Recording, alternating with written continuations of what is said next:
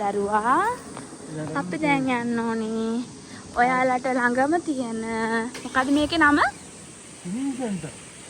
ළඟම තියෙන swimming centre එකට යන්න ඕනේ.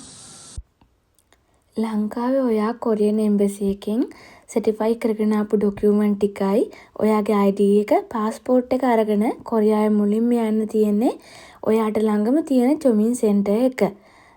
තව ස්විමින් සෙන්ටර් එකට හෙක්ජොන් පොක්චි සෙන්ටර් කියන නමත් කියනවා. ඔයාට ළඟම පිහිටි ස්විමින් සෙන්ටර් එකට යන්න. එතනදී ඔයාගේ પાස්පෝර්ට් එක අරගෙන ඔයාට මේ වගේ ඩොකියුමන්ට් එකක් පාස්පෝර්ට් එකේ විස්තර අනුව ඉෂුව කරනවා.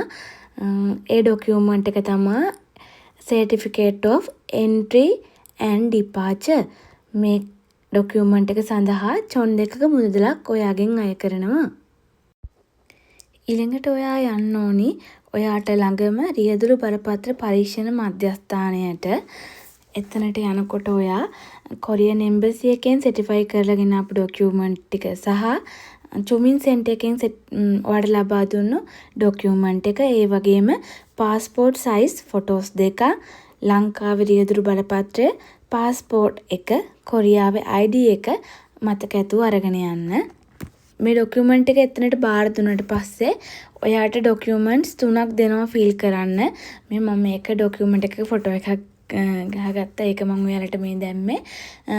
ඒ වගේ ඩොකියුමන්ට්ස් දෙකක් දෙනවා. ඔයාගේ ලංකාවේ ලයිසන් එකේ විස්තරයි ඔයාගේ විස්තරය ඇතුළත් කරන්න.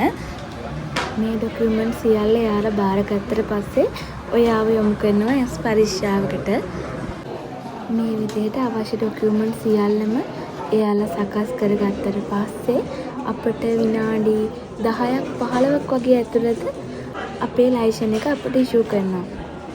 ඉතින් මේ විදිහට මානමකටත් වඩා අඩු මුදලකට ඔයාගේ ලංකාවේ ලයිසන් එක කොරියන් කරගන්න පුළුවන්. ආයෙමත් අලුත් වීඩියෝකින් හම්බෙමු.